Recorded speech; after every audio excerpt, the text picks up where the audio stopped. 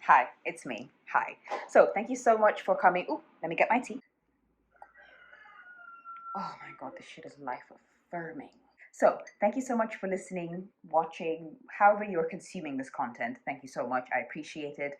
I still am like, I want to upload things to YouTube, but I don't really want to go through the effort of like doing a whole Johnny Harris Vox style kind of content thing. Yeah, so I guess I'm trying to have the best of both worlds, as Hannah Montana would say. And this is the episode. We're going to be talking about JM Kariuki. And we are going to have a lot of fun. Thank you so much to Kariithi for joining me in this episode. Please ignore my dogs. They are fine. They may not sound like they're okay, but they are fine. Anyway, bye. Hi, and welcome back to the Utajua Hujui podcast. Now, a quick word before we get in. Your girl Aileen has a little bit of a potty mouth, which means she does not mind her language and she speaks the fluent French. Which is all to say that I understand that some people are a little bit uncomfortable with this language, so here's just a warning for you. If, however, you are not uncomfortable and you would like to learn about the world around you and capitalism and colonialism and just like all this fun shit with a dazzling, brilliant, and funny host, if I do say so myself, keep listening.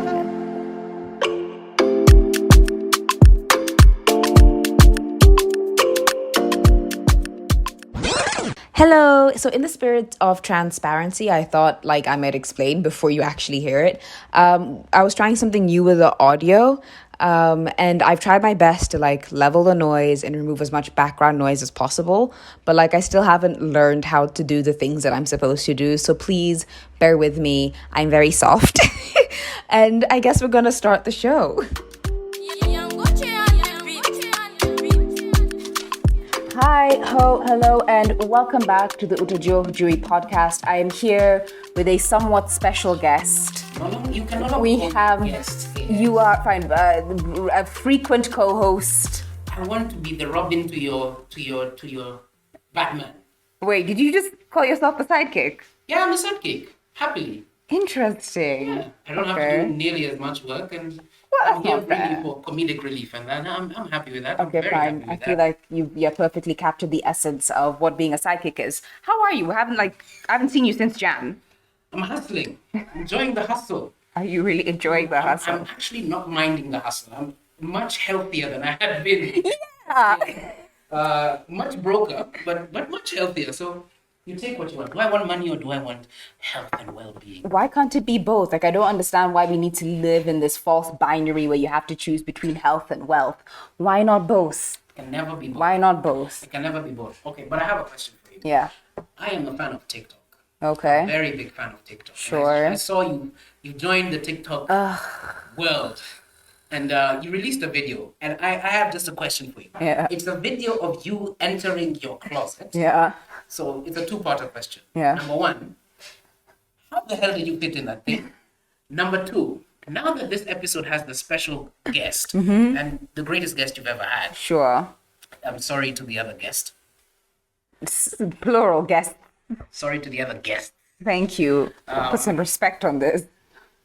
How am I going to fit in that closet? Okay, so right now we're not in the closet. Right now we are in your living room, which is quite nice, actually. Very nice. Officially on record, I've said it. I can't take it back now. I live here in Muthaiga. Yes. You didn't have to lie. Ladies here. You want to visit me? Just holler at me. Okay, Muthaiga. so that answers the second part of your question. But the first part of your question, I'm very small. And you're comfortable in that? Pretty much. I actually have a lot of space. Yeah. There's no space there. I actually have a lot. Sometimes I can sit cross-legged. Most times, like, my feet are up on the wall. You know what? The picture's coming to my head. What? Like, if things go really bad, you could actually sneak into the cargo of an airplane and do that thing of hanging by the wheel. No, Those guys, see. unfortunately, normally they end up falling down like an ice cube. But Yeah. there's a guy who survived. But anyways, we're not here for jokes. We're here for something very serious. Tell us. Okay, wait, but before we continue, I do need to check on the audio because, like, I'm not liking the way it looks on the computer. All right. So I want to check it. The next one, April 6th, 7th is Easter. So if you give us Give us the 5-day weekend, and it'll be the anniversary of the first ever Yes. first 5-day weekend, because it was April, May last year that we got the 5 days, It was April, end of April. It was April 29th because Kibaki took one for the team. and then we got dying. Easter. No, I think it was Labor Day or Eid or something. It was a weird. Oh yes, we got Eid, Kibaki, and then Labor Day, or Labor Day, Kibaki, and then Eid. It was incredible. We need that. So Raila Odinga, if you want to disrupt the Kenyan government, I have no problem. Just give us longer holidays. Time it a bit better. But also, please stop joking. Please, I am taking a break, and I'm gonna announce my own podcast and whatever on politics. And you're gonna soft launch your podcast. I'm gonna soft launch my podcast. Absolutely, fucking lootly. So I think that Raila is unserious. Ruto is unserious. Rigathi is unserious. Jesus. I'm just done with all of them. And I think many Kenyans are the same. So what, are you just not gonna participate in politics or Honestly, what? you can't protest an election 5 months after it's already happened. I think We've you should not moved be on. protesting the election, but I think protesting the cost of living, that one is fair. That one I understand. Because What can the government do about the cost of living? I don't know, maybe they could, maybe Rigathi could, maybe Musalia could not have his wife establish an official office, or maybe Ruto's daughter should not have a state-appointed job that she was not publicly confirmed for. These are just thoughts off the top of my head. Maybe we could pay MPs less, because I don't understand why, as a servant of the people in a nation where like most people earn less than 100,000 shillings a year, Way you, less. a representative, have a mortgage that is worth 600,000 shillings a month. I mean, these are just thoughts. Just These are just thoughts. Petty, but thoughts. It's true, but anyways, Rigathi reminds me of someone. He reminds me of the person we're going to talk about today. A little bit. Billionaire. Okay, wait. You're spoiling the fun. I haven't said who it is. Okay, but I mean, people should have read the episode's name anyway. At this point, it's your fault if you don't know what the fuck's going on. So, before we begin, there's one question I've been shopping around to different people and that I would like you to answer. Okay. If you had the Infinity Stones in the Infinity Gauntlet, what would your snap be? What do you mean, what would my snap be? You know how Thanos' snap was to genocide 1 trillion people? Uh-huh. Maybe it wasn't a genocide. It was just like the impassionate murder of trillions. So, like, what would be my biggest dream? Like, what would you use your snap for? Making the whole world socialist.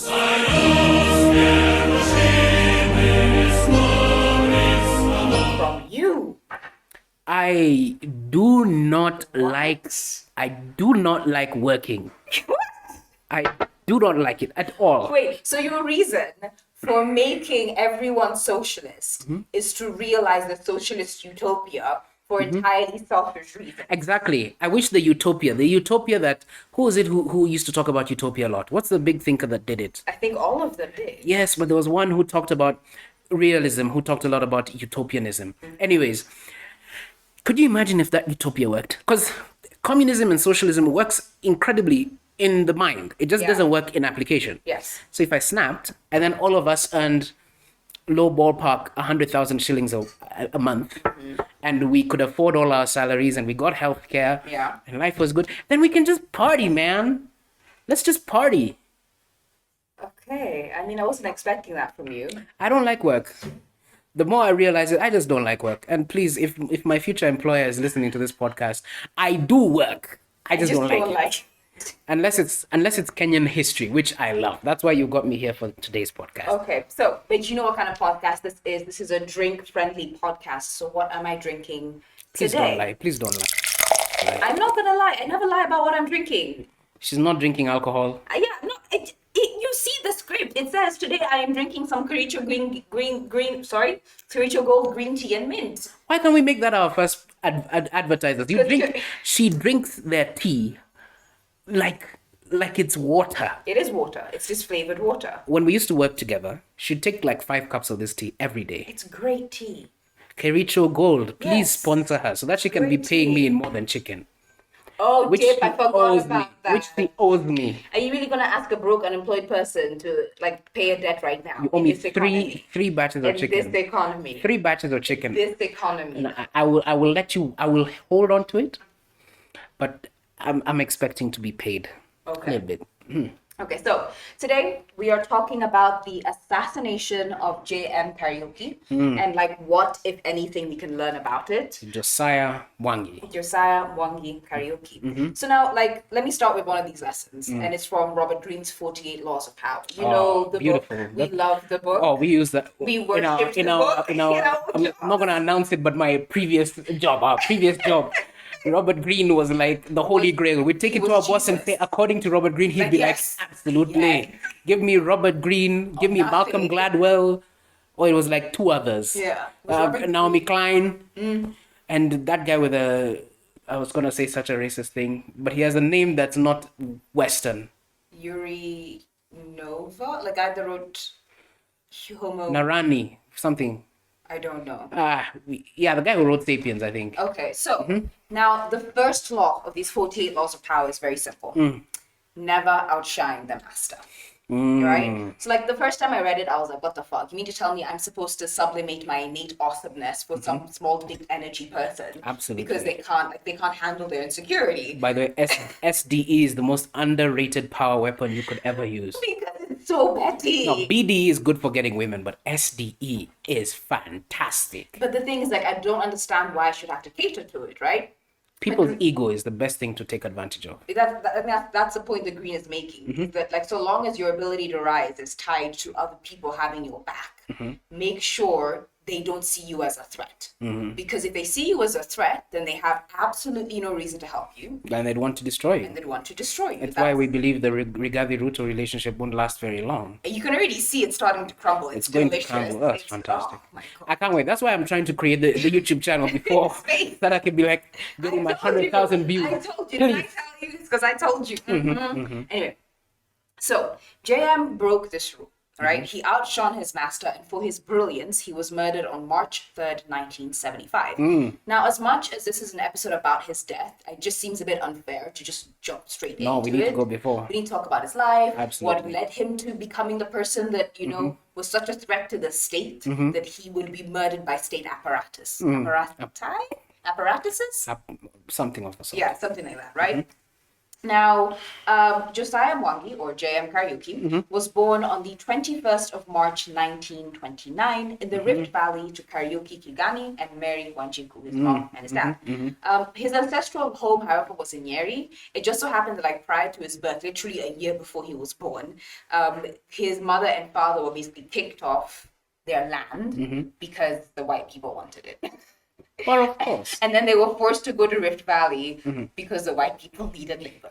Absolutely. That's how it works. So they went from being people that owned significant amounts of land to basically being squatters in their own country. And this was the environment that JM was born into. JM was the only boy in a family of 5 siblings, something that I'm pretty sure you can relate to, baby boy. Wow. Am I wrong? Please don't call me baby boy. But are you not the baby boy? I'm the baby man. Excuse me, please. But are you not the only boy in your family, and are you not also the baby? Yeah, it's such a burden. Such a burden. To be the baby boy. Ask your brother.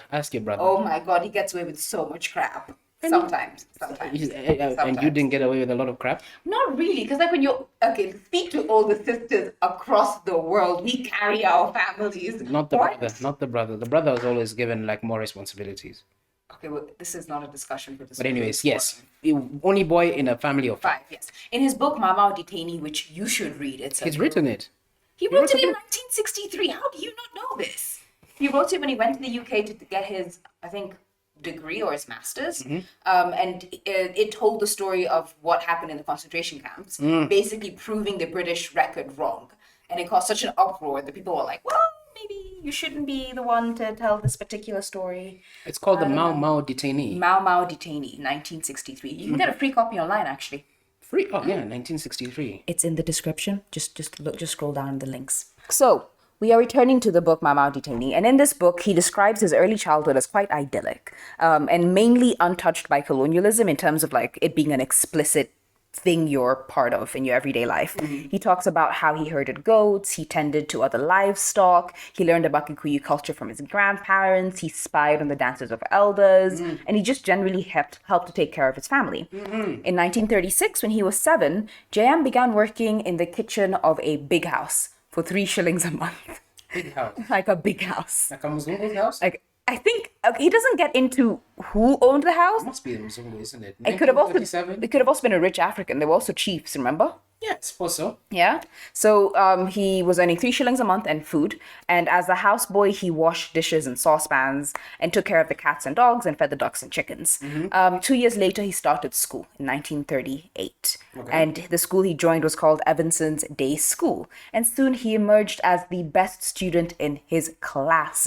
Reflecting on the 3 years he spent at that school, JM says, and I quote, "It was not really a good school, but my 3 years of discovery and development there were a vital part of my life." Okay. Sweet, isn't it? Very sweet. Like shit talking at school, but then, Like, giving it its molded views. me. So that thing, Yeah, like, yeah. My life was hard, but It molded me. to become the man I am today. Okay, so unfortunately, in 1941, JM had to drop out of school for a lack of school fees. And things got worse when in 1942, his mother was arrested for illegally brewing gin so strong that a man drank it and blacked out for 3 days. Changa? Like, he just That's what Changa was. for 3 days. She was arrested. She was arrested. She went to jail for 4 years. 4 years. For 4 years because of this shit. Yeah, yeah. And basically, because she went to jail, it destroyed the family's economic prospects, and JM had to leave school. And in 1944, at the age of 15, he found work at a farm owned by a man called Tyrone. He said Tyrone. he was Italian, so maybe it was Tyrone, but I'm not entirely sure. That seems racist. Work on your Italian accent, woman. Work on your Italian accent. What am I supposed to do? I can do a good Mario. Tyrone. That seems racist. And yours wasn't? Well, If you're gonna do something racist, do it with excellence. So working for Tyrone, or Tyrone's farm, he earned 30 shillings a month as a clerk. Hey, big upgrade. Right? Quoting from the Mau Mau detainee, and I quote, "My new job was to count the gallons of milk and the sacks of maize and to prevent the farm workers from stealing either. This was very difficult for me to do conscientiously because my people could not harvest enough for their basic needs out of the patches of cultivation they and their families often went hungry." Okay. Anyway, we Kikuyu have a proverb, and I swear I am so sorry. I'm going to butcher this because I don't know where like the O's and the O's and the I's and the whatevers go. But it says Mureme dwa nagwo guoko. And it means he who is working in the cornfield should be fed there. Okay. So I merely told them that they should not take any more than necessary. Now this was That's actually a very Kenyan belief that you can sort of eat from the trees, but when it gets into the sack, man, you do not steal. It's weird how like corruption doesn't work that way. That a lot of people who are corrupt just kind of see it as it's my turn to eat and I'm gonna eat as much as I want to eat. Yeah. Well, the culture is eat, But make sure there's enough for there's everyone enough else. Yeah. that the boss makes money. Yes. So like this particular experience is really important because it's the first time JM committed a subversive act against colonialism, right? Because this is a system that prioritized extraction at the expense of African welfare, and he placed the needs of his people above this colonial mission, costing his boss profits, right, from basically stolen labor. But he continued working as a clerk for Tyrone until 1946, after his mother was released from prison and he went back to school. 1946 would also be the year he met Jomo Kenyatta, when Jomo came to Njoro in Nakuru. It was pretty interesting. So JM describes the experience like this. He says, and I quote, "Two people made speeches introducing Kenyatta. They were somewhat dull because at that time the leaders were not practiced in public speaking and crowd psychology, and the audience became restive. But then Jomo Kenyatta came to the platform. He was holding a carved walking stick loosely in his hand. He wore his big brown leather jacket. He began by greeting us all with the special words of respect used for each age grade. The effect of his voice and personality was immediate and magnetic, so that even the smallest children became still and quiet as Kenyatta talked to us of his doings in England and of the future of our country." Sorry, I had to stop you there. Yeah, Because go on. Jomo Kenyatta understood I was the going- importance of showbiz in politics. The leather jacket, that was crucial. He's always with his walking sticks, and they became more expensive. His leopard coat, the way he'd wear his things, the way he'd walk, and the way he'd speak was very public speaking Yes. at the time. Very interesting. Yeah, it was myth building, but from 1946. The quote ends by saying, he was mixing Kikuyu and Swahili words in a wonderful way, and the doubters found that he knew more old Kikuyu phrases than they had ever heard. He was proving himself. Kind of one of the older guys, isn't he? Yeah, but he was proving himself, because before this, JM talks about how people were worried that he would have spent too much time amongst the white people to remember how to speak to his own people. And he was doing it on purpose to show, I am still one of you. I just have this other knowledge that allows me to see things from a different perspective. Yeah. So now, as Jomo spoke, he told the audience that it was time for the Europeans to behave like guests in our country. He urged his audience to forget their differences and unite in defense of Kenya. He advised them to get educated and to educate their children so that Africans could now take charge of the government and run our own affairs. According to JM, and I quote, "This was the year that Kenyatta first began to teach our people how to love their country. I vowed there and then that I would struggle with him for justice and freedom for our country, and I dedicated myself to follow him in his crusade to remove the sufferings and humiliations of our people." Unquote. Okay. 1946. I swear these politicians were so eloquent. 1946. Oh, Right? So sad. JM heeded Kenyatta's words, and then he continued with his education. In 1950, at 21, JM went to Uganda to complete his secondary education at King's College in Budo. While in Uganda, JM heard of the troubles that befell Kenya and the rising tensions, because it was 1950. The white people were like, oh, we kind of want to be independent. And the Africans were like, well, no, we kind of want Our country back, our land back. our land back, and we want to be respected as well. So he learned of the assassination of Chief Waruhio and the conflicts between the colonial government and the Mau Mau. By the time he returned to Kenya in October 1952, the state of emergency had been declared. And JM read the Times. He was like, yo, it's now or never. We either fight now or we forever hold our peace. And he decided, I'm going to play my part. He joined. But actually, wait. So before that, he actually joined the Kenya African Union Party. His member card number was 745. Oh, okay. So what do you know about the KAU? KAU, that was the first political party that was created. The first national political party. I remember it is KAU and another party that came together to make KANU. KAU's like the father. Was it Harry Thuku? It was Harry Thuku Harry Thuku. in 1944. He Yes. created KAU in 1944. Yes, but because he had KAU, but before KAU was YKA, the Young Kikuyus Association. So he just transitioned it into a national party. Yes. So the party was banned in 1953, literally 8 months after the emergency was declared. Yeah, And all national parties. But the thing is, then the British kind of fucked up because they then assumed that anyone who was KAU was Mau Mau and vice versa. And right? retained all of them. They did. It was stupid because the KAU were the peaceful outlet for a lot of frustrations. Yeah. And if you delegitimize it, you're basically saying that do or don't, I'm damned. So I might as well just fuck shit up. But KAU could have also been, I guess, in the minds of the British, similar to ANC in South Africa. Yes. Where they had the peaceful rhetoric in one side, but they also had the quote unquote terrorist side. The freedom fighters. The freedom fighters, where they would attack people. So I guess the white people were like, Mau Mau savages can't afford to take care of. The quotes are there. I don't know what you're doing. You need to say air quotes, please, instead of doing them. Fine. Video here. By savages, air quotes. Air quotes. Needed financing. And who are the ones to finance it except for these brilliant, bright, young people who have money? Like JM Kariuki. Yes. So you know how I was bitching and moaning, saying that the British government should not have conflated KAU with Mau Mau. In JM's case, it was absolutely 100% true. He joined the Mau Mau. Yeah. He did his initiation rites, and when he spoke of them in the book Mau Mau Detainee, he said, and I quote, "My initiation was now complete, and I had become a true Kikuyu with no doubts where I stood in the revolt of my tribe." Unquote. Soon after joining the Mau Mau, JM became the guy in Nakuru. He was the guy you refer to when you say, I know a guy. That guy was JM. He procured whatever the Mau Mau needed: weapons, food, clothes, necessities for survival. He collected money on their behalf, and then he also found them places to chill and just hide out.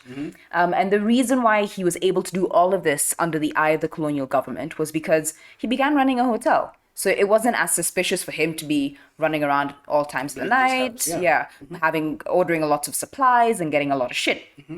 But then soon enough, the British kind of figured out what he was doing. Most of them. Most of them. And in 1953, he was arrested and sent to the detention camps. He spent 10 years in detention, being moved from camp to camp across the country, including Langata, Manyani, and Lodwar. Oh, he was in Langata? Okay. He was. So at every single one of these camps, JM recognized that he and his fellow detainees were being treated like shit, sometimes literally. Makes perfect sense. Yeah, and he knew that this treatment was wrong based on the rules the British themselves had agreed to, specifically the Geneva Conventions. And every time he brought it up, the response of his captors was either, how do you know about the Geneva Conventions? Or shut the fuck up, or we'll make you shut the fuck up. Perfect. That's how the Western world behaves. Yeah, so for the weak. So, for example, like let's take what happened at Manyani camp as an example. In 1954, he and 1,200 other detainees, because they called themselves detainees, arrived at Manyani camp, which is in the coast near Voi. And now let me give you some background about this camp. It was a perfect holding ground for suspected Mau Mau detainees because it was desolate, far away, and located in the middle of a national park. Yes. Which means that you were surrounded by the ghosts of Savo, the man-eaters of Savo. Oh yes, ghosts in the darkness. Thank you, the ghost in the darkness. And everyone knew that story, right? So which meant that you weren't going to have people running away. Because I think Manyani, Lodwar, those were the places that were for the dangerous. The worst detainees. of the worst. The ones who were in charge of planning. Yeah. You completely isolate them. They can't access nothing. So detainees were housed in huts made of iron sheets, and these huts were constructed to store heat during the day, oh my God, and then release heat at night when it got cold. So you die of heat and you die of cold. You're basically fucked. Then the camps also had like no sanitary facilities at all. Detainees were forced to use the same buckets to shit and shower, and as a result, there were frequent outbreaks of cholera, typhoid, diarrhea, and dysentery. Of course. In short, detainees were dehumanized. And according to Jacob Maina Kungu, he says, and I quote, "We were beaten, whipped, others sodomized, beards set on fire, and forced to eat feces and even drink urine." Beards set on fire. Yes, I'm looking at your beard. I don't... Same thing here. Y'all better stay away. Stay away. So... he says, Maina says, this was the price we paid for Wiyati, which is freedom. All these atrocities because we refused to denounce the oath. During the screening, I was made to bend over the screening surface, my hands on my head. I'd lost sensation in my legs because of beatings with a rubber hose. My bad. The colonial officer ordered the African Askari to take scorpions, which were everywhere in the camp, and force them in my anus. What? I was shivering in pain. Is shivering even the word? It's his account, but scorpions in his anus. Can we? Why do we want to be like these people? Anyways, continue. Okay, so when JM arrived, he just kind of looked around and he was like, no, this is not going to fly under my watch. And so first things first, he made friends with the home guards and the Askaris. He gave them what little money he had. And as a result, they were more inclined to help him out, to like make sure his letters and his communications made it out of the camps, to make sure that when he was being denied food, they slip him a little something. Yeah. Right? And then number two, the second thing that he would, or rather, before I move on to the second point, it's important to note that like JM's ability to make friends and allies everywhere is legendary. It's what made him such a good politician, but it's also what led to his death. Right? Because he was too good at making friends, and everyone wants to be his friend. He also made a lot of enemies. Yeah, because he was too good at making friends. Then JM began protesting for the better treatment of his fellow detainees, and he was brutally punished for it. Okay. Yet despite the punishment that was designed to break him, he persisted. He knew that he would not and could not allow himself to be broken. So the first time he protested via letter to the colonial government, he was whipped 24 times with a cane. 24 times? 24 times with a cane. The second time he protested was when a committee came to the camp to investigate what was going on, because they actually followed through. And JM was airing everyone's dirty laundry. He was like, look at this violation here. Look at this denial of our human rights here. Look at how we've been treated. And for airing this dirty laundry, one day his jailer, a man called Merlot, took him outside the camp and threatened to shoot him if he continued writing letters. Oh my. Yeah, in JM's own words, and I quote, "Although the thought of death was still not wholly desirable, I refused." He then took from his car a piece of 3-ply wood about 3 feet by 2 feet and told me to hold it above my head at arm's length. He walked 5 yards away and said he was going to kill me if I did not agree to write these new letters. Still, not imagining he could be serious, I refused. To my horror, he raised his gun and shot at me. I remember a tremendous noise and knowing that I was now dead and then nothing. He had in fact shot through the wood and I had fallen down with it. End quote. So JM realized, oh fuck, I'm still alive. And he stood back up because he was like, nah, this is going to take more than this. And Merlot asked him for the third time, will you agree to write these new letters? And JM was like, fuck no, I'm not going to do it. So Marlowe fired his gun and hit JM's thumb. After which Marlowe started laughing and complimenting JM, saying, oh, you're such a badass. Oh. Right? God. And then immediately thereafter, JM was sent to 7 days of solitary confinement. He did not receive treatment for being shot in the thumb. No. So he was bleeding when he was in solitary confinement in a hole. And in his book, he says that these were some of the worst days of his life. Oh, I'd really like to read this book. He had no water, he had no food, he had no social interaction. You're just interacting with the walls. Yes, it's a miracle he didn't go insane. But I think this experience is really important to keep in mind because in the 70s, he was actively being threatened, like his life. People were actively shooting at his car and telling him, you're going to die. And every single time that happened, he kind of brushed it aside, didn't take it seriously. And it's because of shit like this. When this is part of your 20s, you get really used to it. Yeah. You know that, nothing's going to happen. If they didn't kill me, there's no way my government's going to kill me. So JM was finally released from solitary, but it was only to be beaten. He received 12 strokes on his back in front of his fellow detainees, and then he was sent back to solitary. He was finally released, and when he got out, he did not shut up. He continued to fight for his fellow detainees. And apparently, third time is the charm, which is a weird line to draw, because you'd think they would have just shot him. Yeah. It's a weird to say fine after you've put a man through that much. I guess then his power of the gab was on his side, I presume. Something. I don't know. I really don't. Anyway, so things improved at Manyani, but the second they improved, he was then sent to Lodwar. Lodwar. Did he meet our friend? He did. He actually did meet Kenyatta there. I think that's where they really formed a bond. In the book, the way he describes it, it seems very much like a father-son bond. It's really cute the way he talks about how he really loved Kenyatta. Yeah, he adored and really, really loved this man. Kenyatta was really the father of the nation. I don't understand that. I really don't. I think you really had to be there. You find that person that you really feel, okay, we're going to rally behind you. And in your eyes, that person does no wrong. And then later on, maybe your eyes open, you're like, oh, maybe he's done a bit of wrong. And then you get killed. That seems like some cult leader shit, to be honest. But I think that's how it was. Listen, look at all the historic leaders in African cultures. They all had this larger-than-life thing about them. Lumumba, yeah, Mandela. Yeah, they all had this larger-than-life thing about them that really pulled them beyond and made people really respect them. Many of them were older, except for people like Nkrumah, but many of them were older, and they just had that respect. He was the one we sent to do the English. He's the one who's going to lead us. So yeah, you get some sort of respect for this old man. Okay, so after going to Lodwar, I think he bounced around a couple more camps, and then finally in 1958, he was free. Oh, he was free early. He was free. But it had been close to a decade since he'd seen his family, his friends, and he describes his freedom really interestingly in the book. He says, Free, free, free to run, free to dance, free to shout, and free to sing.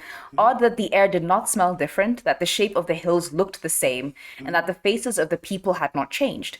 I tried a little running and singing, and no one stopped. No more orders and yelling and beating. I wandered gently on the road to my home, joyfully shouting greetings to anyone I met, my friends. Everyone in the world was my friend today. The great thing was to celebrate my freedom today and to prepare to fight for my country's freedom tomorrow. Shows the power of what freedom actually is. Yeah. It's not the people, it's not anything. It's the mental thing that is the one that destroys you. Do you want to know what he did with that freedom? Became a billionaire. Well, no, he immediately continued fighting for independence. Oh, okay. As in the sense of like, he just got out of 9 years of detention, suffering horrific torture. And you'd think that would scare a man? I don't think they were scared at that time. And he was like, nah, I'm just going to keep fighting because you've already done the worst to me. What more can you do? All of them were that case. Right? Freedom must come. Yeah, so they accused JM of violating the rules of his freedom, of not traveling with an ID card and like causing disturbances. ID card, akipande. So akipande. So he was Things in the world. so he was detained in 1959. After he got out a second time, his sister was like, "Hey brother, it's time for you to settle down. You're moving mad." When did he get out? Either 59 or 60. You'll notice in the books, like some of the dates contradict, and it's really hard to square that circle, so I just didn't. Okay. But yeah, so his sister was like, it's time to find a good, honest Kikuyu woman and wife her up. Yeah. And that's when JM found Doris Nyambura. That was his first wife. Doris Nyambura was the first. Was the first wife. Okay. So she was 18 and he was in his 30s. Perfect sense. It doesn't make sense. The right ratio. No, That's no, perfect. no, 30 and 18. no, that's gross. Perfect. That's gross. It's the sign of the times. How young was Mamagina when Kenyatta was married? That is the worst. That's not making the point you wanted to make. Listen to your favorite person, Harry Styles, and he sings the song "Sign of the Times."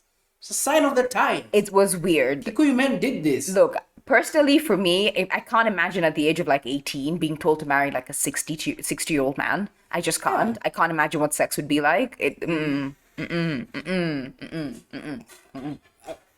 I'm gonna refrain from answering anything else, but it was just the times. All these Kikuyu men had younger women. It was just because think of it this way: you're transitioning from a time where your cultural history was that, you would marry younger women.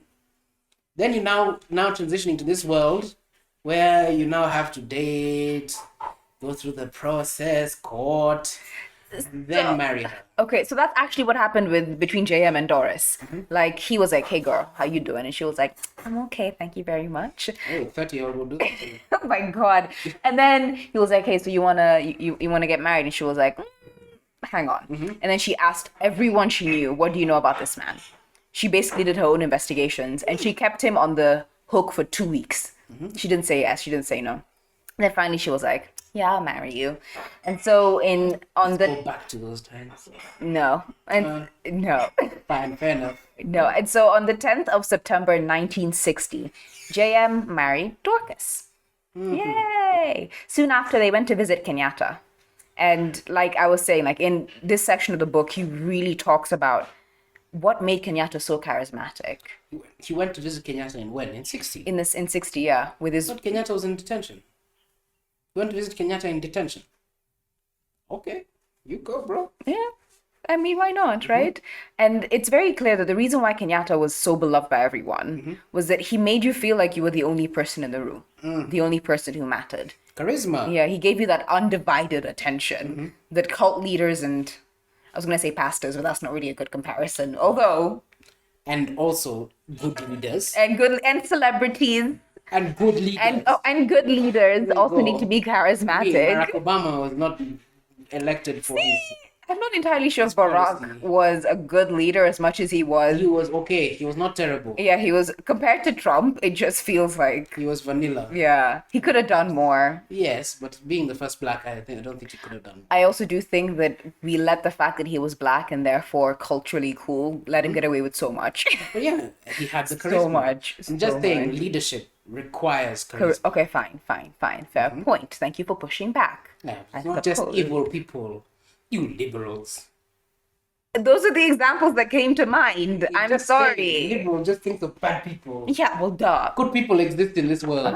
So, in 1960, JM secured a scholarship to study at Oxford. Man then went to one of the big two universities. It was here that he wrote Mao Detainee in 1963. And when he returned to Kenya in 1963, Jomo Kenyatta appointed him as a private secretary until elections were held. You know something interesting? What? I'm sorry, I'm just cutting off all the time because I find this so interesting. Okay. Most of those leaders at that time went to Oxford. It was such a brilliant thing. Am I allowed to expose you? It was like an exchange program. Am I allowed to expose you? I mean, you've already exposed yourself for Nairobians, so... Nairobians. Nairobians. Yes, my grandfather went to Oxford. Did he? Similar course, yes. What course was it? I don't know. It was like anthropology or something. It's part of administration. Yeah. But like, there was this collection of future leaders who were sent to Oxford. What is shocking is most of them, I think, were already in government at the time. So for JM to be this revolutionary detainee guy to also be sent to Oxford, that's a big deal. Okay, good point. Yeah. So in 1960, I think it was 64, 63 elections, he secured the Nyandarua parliamentary seat. He was now an MP. Yeah. But he still continued to serve as Kenyatta's private secretary between 63 and 69. But when he was appointed as a private secretary, he was 34 years old. He'd already lived this much life. Think of it, private secretary. Who was also the private secretary of a Kenyatta? One Rigathi Gachagua. Just saying. When I was reading up on, not that they're the same, because JM was very eloquent, very larger than life. But when I was reading them, I was like, oh, I see the similarities a bit. If it helps you feel better, Rigathi is eloquent to some people and is larger than life to everyone. Eloquent to nobody. To some people. Some people like his brand of charm. I don't. There's no charm in his brand of charm. It's not effective on us. It's not effective on any anyways. I think it is. People like him. Yeah, that's the thing. So, where was I? Now, before we continue with like JM's journey, because we're at the birth of the Kenya Republic, we are literally at the birth of a nation. So we need to talk about what's going on. So not only JM was able to reap a lot of rewards in the early days of independence. Oh, yeah. Not only because he was young, educated, low-key kind of hot, and because he also like fought for the independence of our country, but it was also because he was Kikuyu. Like, let's not lie. Not just that. I think you've already answered your own question a little bit. Before, Yes. he had access to capital, meaning he had his hotels. Yes. So he was rich before the... He had access to capital, had like more money than most Kenyans would have at that time. That's why most of Gema did have that advantage of money. They had access to funds before anyone else. But it also didn't hurt that like Jomo Kenyatta was a firm believer in helping me and mine.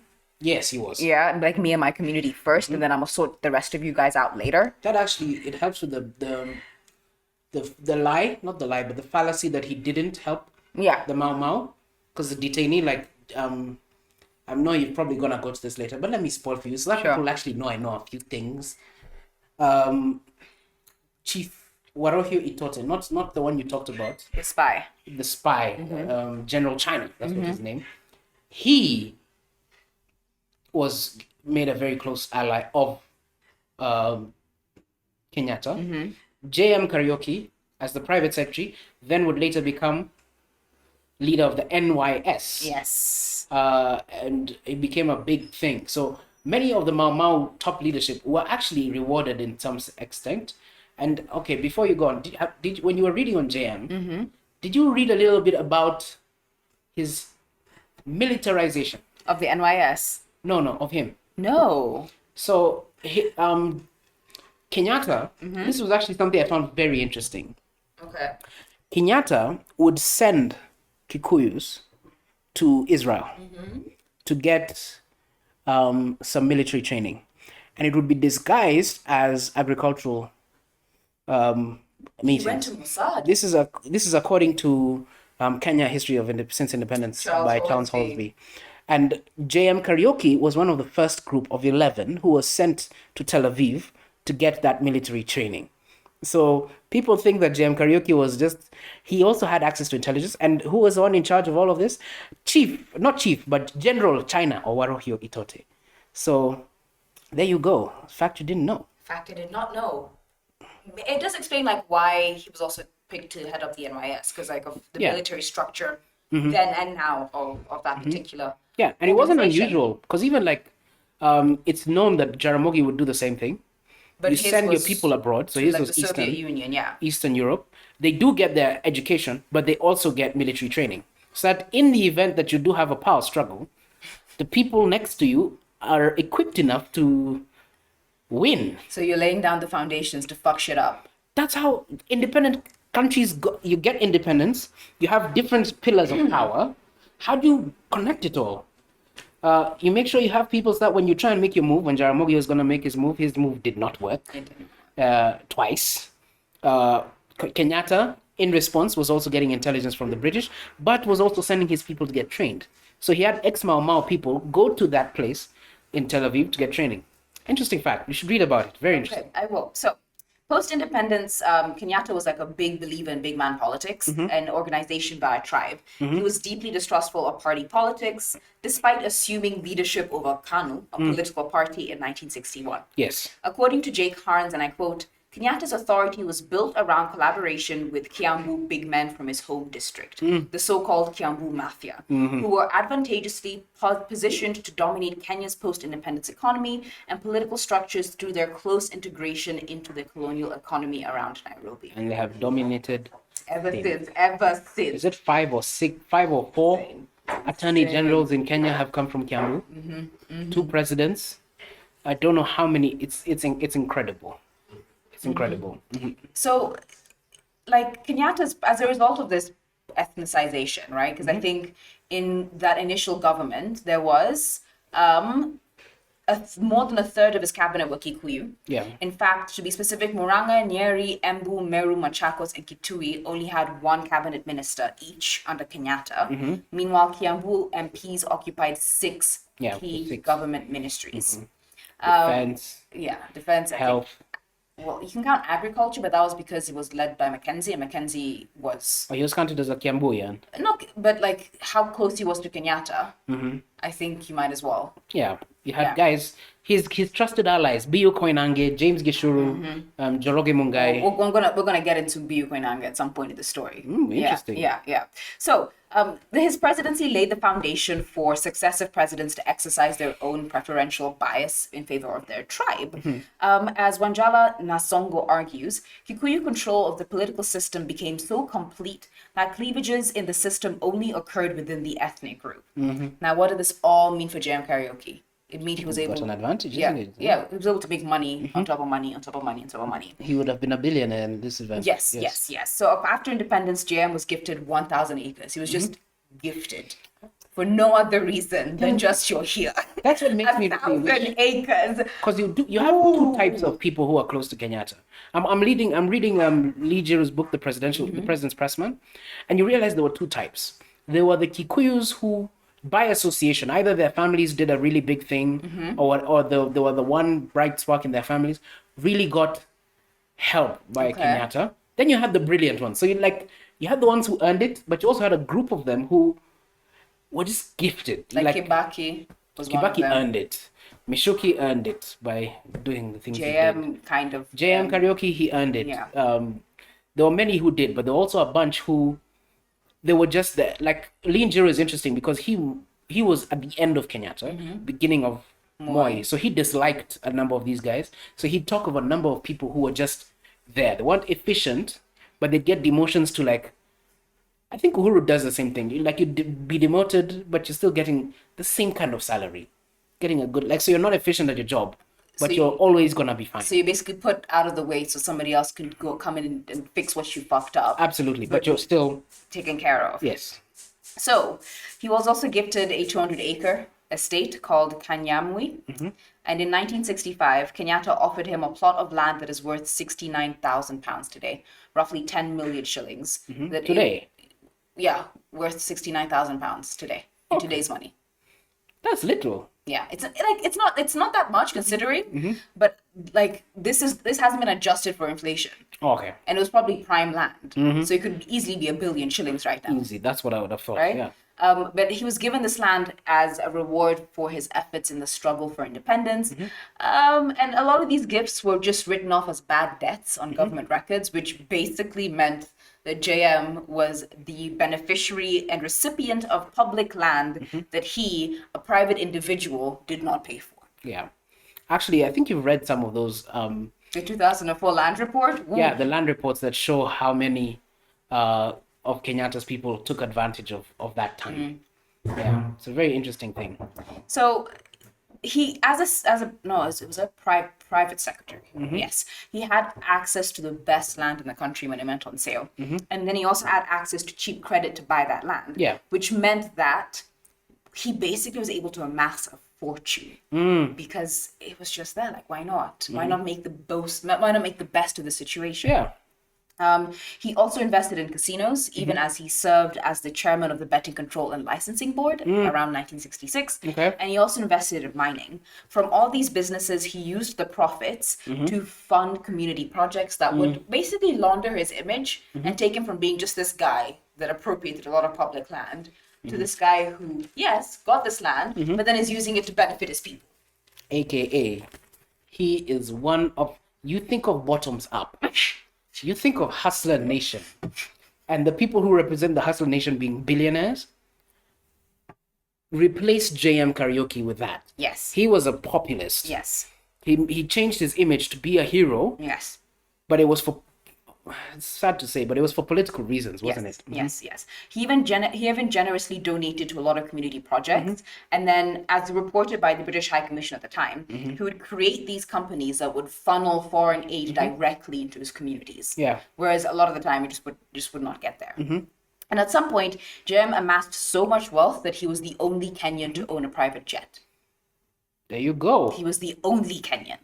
Yeah. And by his death, he was a multimillionaire in dollars and in 1960s dollars. There you go. That's how rich he was. This is why I found correlations between him and Gachagua. Private secretary, millionaire, changing the image to seem more of a hustler. Yeah. It's excellent. Yeah. So as we discussed, like mentioned earlier, like he also did found the NYS in 1964. And then he was also appointed the Kanu youth leader around that same time. The man was busy. Yeah. He earned everything. Like, yeah, he might have, gotten this land unfairly, but he also earned it. He just wasn't there. And for his success in creating an outlet that took the energies and frustrations of young people and channeled them to something positive, he was allowed to go to the US to study economics. Oh. And he specifically studied anti-poverty measures in the US. Hustler. So oh my God. He came back and then he launched a one-man campaign against poverty. And the public loved his zeal so much that in 1968, JM was appointed as an assistant minister. By the time of the 1969 parliamentary elections, JM was a star on the rise. I think they'll call the mini general the little election. Yeah, something like that. Very interesting. The primaries. Yes. Orchestrated by the man who died that year. Boya. Tom Josiah Mboya. Did he organize 66 or 69? I think he did 69. The primaries. But anyways, yes. Yes. Okay. So he was young, he was charismatic, he was beloved by all. And like, I will say this again, he was not bad on the papers. Like, if you're going for that 60s look, you kind of understand. You kind of get it. Yeah. Because he had class. This is the issue. One of the things that affects Kikuyu men is because they realize we don't really need class to get women. I'm just saying. I think also he had the tapered so like haircut. The Joho of that time, isn't he? Kind of, yeah. Because you know how Joho is on who's like, even I can't lie. Yeah. I watch that guy, I'm like, man, your fashion sense. Please teach your people. These other politicians look terrible. You always beard fresh, chain fresh, not too much. Not always too little. Black Prados and black. Man, Joho. So he won the 1969 election, obviously, but he wasn't the same person he was in 63 when he joined government. Something had shifted, and he began to realize that something was fucked up in this country. Like 5 years from independence, and how do we have such wealth inequality? So he joined the backbench group and started criticizing KANU from the inside out. Yeah. And he became the government's loudest critic. He denounced the government and the system of wealth distribution that benefited Kikuyus, that benefited him. In 1973, he said, and I quote, "A small but powerful group of greedy, self-seeking elite in the form of politicians, civil servants, and businessmen has steadily but very surely monopolized the fruits of independence to the exclusion of the people. We do not want a Kenya of 10 millionaires and 10 million beggars." Unfortunately, he was one of the 10 millionaires. I was reading, and as I was doing my research, I could not let that go. You know how in our previous job we used to say Hustler Nation narrative was connected first to Ken Matiba. Yes, The but more you no. learn, it's It's this man. It's JM Kariuki. He realized that the poor people gave him such a platform.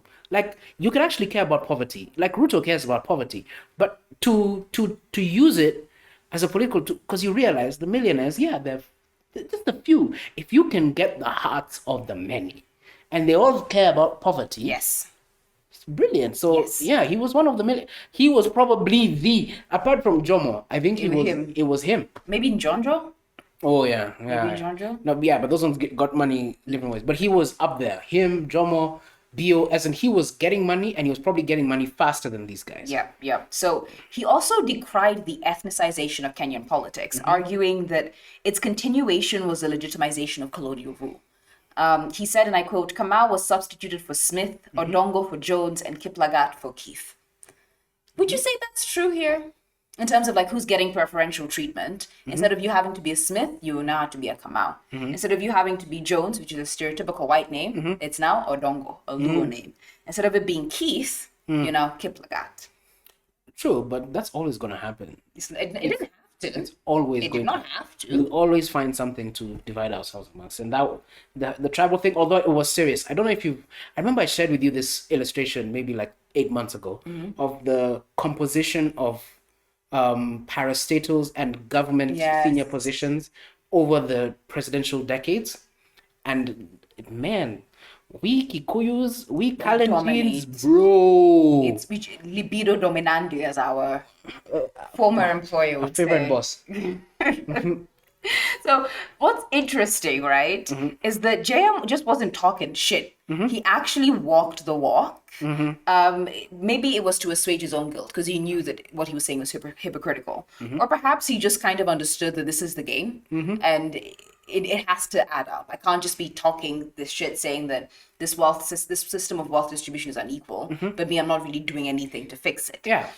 So he gave generously to charity, once giving 80,000 shillings in 1960s money to a couple, to a cause when the president's highest donation to that cause was only 3,000 shillings. Never outshine your master. Never outshine Literally. your master. You don't know, like, I remember being told stories of how politicians, no, Kenyatta was not bad. Moi was bad. Like, Moi gives first. So if he gives 10,000 and then JM gave 80,000, that is bad. You must always give less. And in percentage, so like cabinet minister gives 8,000, then the PS gives 6,000, like that. Yeah. JM also settled his landless constituents on his farm, like his land that he owned in Nyandarua, and he urged his fellow elites to do the same. He wanted to be president. He organized his constituents to form groups so that they could buy their own land and helped them get the title deed, helped them secure the title, and basically helped them invest in that land. Oh, he wanted to be president. And then he also started like touring the country and helping other people buy their own land and settle them on that new land that they have. Okay. And he, as a result, like he was directly challenging the government's own land settlement programs. Yeah, this man wanted to be president. He wanted to be president. He wanted to be president.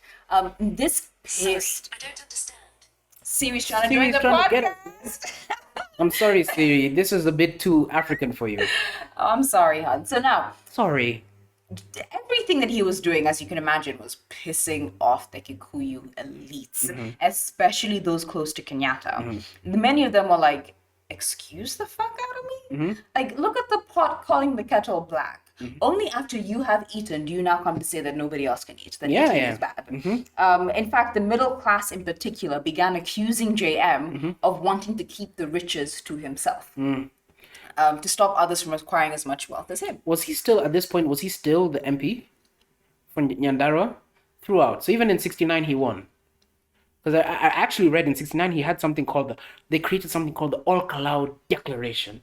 It was all such drama. That It was what? against the party primaries in Kano because they felt Kano was pre-selecting. Yeah, but what's really interesting about JM is that he was genuinely popular in his home He constituency. was incredibly popular. Which meant that even if, as we will read later on, even when the government tries to stop him from campaigning, he still wins. Oh yeah. Even though he has not uttered a single word. There are people like that. Yeah, I think.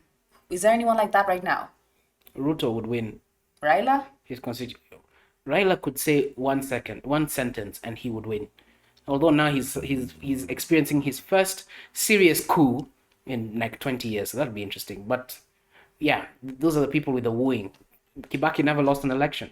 Okay, so in 40 years. 40 years. Yes. Jeez, damn. Although when he almost lost, he moved to Nyeri. Very sharp. So I don't know why I always get whenever I think of Kibaki in my mind's eye, right? I think of Jomo Kenyatta as like the old man who was a pragmatist above all else, and kind of was just like, I've suffered. I want to enjoy the rest of my life. Let me get my money, right? Then in my mind's eye, Moi is saved as the dictator, the devil, like the guy you don't want to fuck with, and Kibaki's always just a teddy bear. You know, And I feel like that's wrong. In terms of the game of power, Kibaki and maybe Uhuru are my biggest heroes in Kenyan power because Kibaki was called in the 80s. The Kikuyus would call him General Kegwea, which loosely translates to coward, General Coward. And he timed because he was pre-selected as the Kikuyu leader after Jomo from the 1960s. Yes. Everyone knew he was going to be the next Kikuyu leader. Yeah, so in fact, even in the book, the Charles Hornsby writes, he records somebody saying that Kibaki was good, he was just lazy. It's like people were like, please, take over. Didn't want to. And he boded his time. He was unassuming, did his thing, served, and when it was time, he took it. And he took it. Within 10 years of really starting to run, he was president. 92 to 2002. Within like 13 years because of 89. Okay, so as I was saying, the JM was a threat. In the 2012 TJRC report, they summarize the threat as follows. And they say, and I quote, JM Kariuki was a threat to President Kenyatta because he was attempting to subvert Kikuyu sub-nationalism from within. Whereas Mboya and Odinga as Luos had been compelled by their ethnicity to work from the outside and secure support by their populist rhetoric or trade unionist past, Kariuki was a former Mau Mau detainee. And could challenge the authority of the Kiambu elite by mobilizing a populist Kikuyu following of discontented former Mau Mau. I think he meant nothing to Jomo. In a conflict within the Kikuyu community, Kariuki threatened to mobilize the rest against Kiambu by emphasizing the unequal distribution of state resources and to destroy the stability of the regime from within Kenyatta's political ball wick. This is why I continue to believe that Kenyatta was a vegetable. Especially in that period, 1975. Okay. Kenyatta is dying. He's gone through, I think he's had 3 strokes by now. Yes. He is not okay. All his allies, all his Kikuyu allies, see themselves as becoming the next thing. Yeah. So Kibaki is biding his time. He's quiet. But you have Bio Koinange, who thought he could inherit Kenyatta, although his personality could never have. You have James Gishuru, who unfortunately was a drunkard. You have the Duke of Kabete Shire, Charles Njonjo. But I thought like he never. No, what wasn't it that He wanted to be president. He did like a survey and he polled really low or something. Yes, so then he decided he's going to follow Moi and then usurp Moi, and that didn't work out for him. But all of them wanted to inherit Kenyatta's constituency. Okay. And JM, unlike all of them, is popular. Yes. All of them had a popularity issue. Yes. As you said, Jonjo, not popular. Yes. Bio, not popular. Yes. Ishuru, not popular. Yes. Kibaki is a coward at this point. None of them are popular. JM is popular. So he was a threat more to the Kiambu Mafia than he would have been to Jomo Kenyatta. Yes. Jomo Kenyatta must have seen him as peanuts. So to make, and this is where like you're correct about him being a vegetable, because to make matters incredibly worse for JM, as we will learn, Kenyatta's health was failing. Yeah. And everyone in power knew. I mean, it's not a secret that like a 90-year-old man at that point was struggling with his health in an era where smallpox still existed and broad-spectrum antibiotics did not. And you know, people do not know. I was reading, Read the Lean Zero book to learn a bit about, like, in his last years, Kenyatta would like commute between his Nakuru State House Lodge and Mombasa. And he would wake up at 9, do his meetings for like 3 hours, and then be whisked away to this park sort of place where he would sit and watch Kikuyu dances the rest of the day. And they would keep him like at a distance from the people. So the people can see him, but they can never get close because of how bad he looked. Kenyatta could not have done this. This is some king shit. I'm sorry. This is some like Please medieval king shit. read. I don't know if it's chapter 4, 3, 4, and 5 of Lean Zero's President's Press. Nah, this just seems like some weird medieval shit that really shouldn't be existing in a democracy. But I don't know. They did the same thing for JFK. Everywhere. Did the same thing for In JFK. fact, really, Kenya, we have grown. As a We have country. really grown. Yeah, wasn't it who was it that went sick and had to do an operation or something? Like There's when so many of like when Uhuru had to go to The Hague and Ruto took over. Mm-hmm. Yeah, No drama. There was no because drama. they knew they can't fuck up. But look at how we were. In a span of 10 years, 1963 to 1975. Yeah.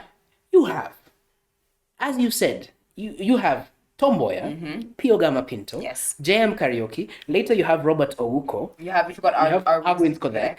And you have others who mysteriously like disappear. George Saitoti who just happened to die. Yeah, that's now in 2012, 2011. No, I thought he was. George Saitoti was in the 2010s. I thought he was in like the 2000s. Maybe early. No, just before the 2012 election. Okay. Because he was almost certainly Going to murdered. win, yeah. No, he was not going to win, but he was going to make some noise. He had the money, but he didn't have the popularity. Okay. My bad. Go Yes, but all of these guys, like all these assassinations were so normal. Now, it's one in a few. It's still there, but it's not as epic. Like a big leader will not be assassinated. But it might be like an IEBC official. Oh yeah. Like we all come to expect it now. The one job I never wanted in my life. ICT manager for the IEBC during no. elections. I don't want to be Mix me anything. with that shit. Anything to do with the IBC. Unless you are going to take out a 1 billion shilling life insurance policy for me and my family. And that's the only way I'll do it. Because at least if I died, it would not be for nothing. Do you know, the most dangerous thing you can be as like an IBC official is impartial. Yeah. Because at least if you've picked a side, that side is going to protect you. Yeah. When you're on your own, I'm standing by my values. Whoa. Hey. It was so mean. It didn't have to be that mean. It's because I believe that very few people in Kenya stand by their values. But standing by your values is a very lonely and dangerous space. Being bribed, at least you have protection. Yes. Especially if you're being bribed by the state. You know, Yes. the state can take care of you. Yes, until it can't anymore. Yeah, unfortunately. For example, Uhuru and Ruto. Yes. Yeah, that can happen. So, as my boss would like to say, the presidency, former Former boss. Oops, sorry, mind fart.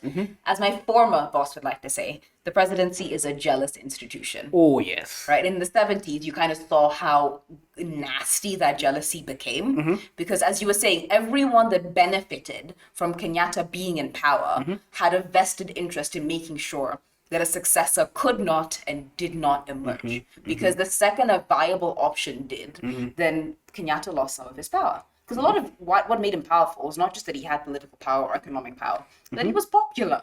He was popular, but he also had the Mandela power. Yeah. He's there. He's that larger than life guy. For me, all the issues are like, okay, we're realizing this guy is going to die. Yeah. Who's next? Yes. And they all thought me. And unfortunately, the giraffe won. Moi. So at this point, because I'm running out of time, we're going to stop here. We're going to come back for part 2 where we talk about how the state responded to the rising threat of JM and how he was eventually murdered. Fun fact, there are 2 different stories. Like, that kind of align, but one is more detailed than the other. But the story of the cover-up is a lot more interesting. Okay. Yeah. I'm looking forward. So is there anything you want to plug? Anything you want to say as we finish? Any lessons you want to share with the class? Any lessons? Be like my favorite law in the 48 laws of power. Never outshine. Never let them see you coming. JM made the mistake of letting them see him coming. Moi made the complete beautiful decision. It's only now that people start to think, was Moi involved in Tom Mboya's death? Was Moi involved in JM Kariuki's death? He never let them see him coming. He So also, he also never outshone Kenyatta. Like he was, like during the Kenyatta he years, took the insults. yeah, he made it very clear that he was like humbling himself. Yeah. Because of how, like, because of the big dick energy he wielded in the 80s is the best way to put it. And the funny thing is, I don't know who said it. I think it was Biwott or someone, where he'd be called for meetings, sit on the side for hours while Kenyatta is sitting with like John Joe and the Kikuyu, not John Joe, like Kinabio, and insulting him in Kikuyu. And they didn't know that Moi understood a little bit of Kikuyu. Oh my God. So, like, that's what Moi had to go through. But he continued to just play like yes, that's what it's called. Play a sucker To catch a sucker. He played the sucker. Everyone was like, John Joe was like, oh yeah, you will be the next president because you I can handle. That Jaramogi guy, problems. You I can manipulate. Tomboya, Yeah. problems. You I can handle. So everyone basically underestimated Moi. Yes, but my other thing is just for people to be a little open to critically thinking about what those assassinations entailed and who benefited. Cui bono. We always say, we do this blanket thing that the TJRC and all these guys do of it was Jomo, it was Jomo. I think there are many players in the game. Number one, we all know JM Kariuki was an excellent populist. He was also a ruthless businessman. Yes. Was it his business that killed him? Dun dun dun. We also know the players like Moi, Charles Jonjo, the Gatondo Mafia had a vested interest in his being. What happens there? And number three, hey man, JM made his billions and had 3 wives. Is that a lesson or are you flexing on his behalf? Let's get 3 wives. Nope. And that was the Utajua Hujui podcast.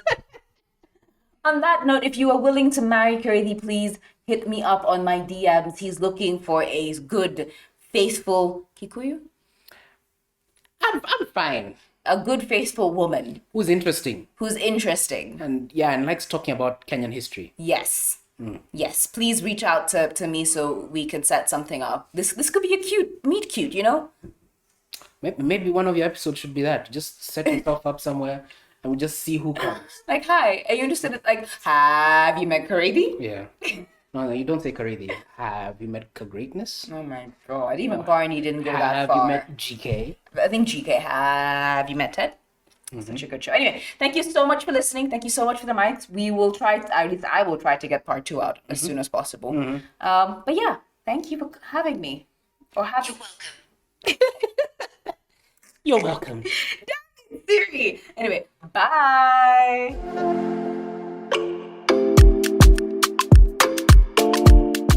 Thank you so much for listening to the Utajua Hujui podcast. I really appreciate you giving me your time of day. I know that your time is very valuable. If you'd like to connect with me, you can find me on Instagram at utajuahujui.pod. That is at utajuahujui.pod on Instagram. Please don't forget to like, share, review, do all the nice things. I could really use the boost. Okay, enjoy the rest of your time on this planet. Goodbye.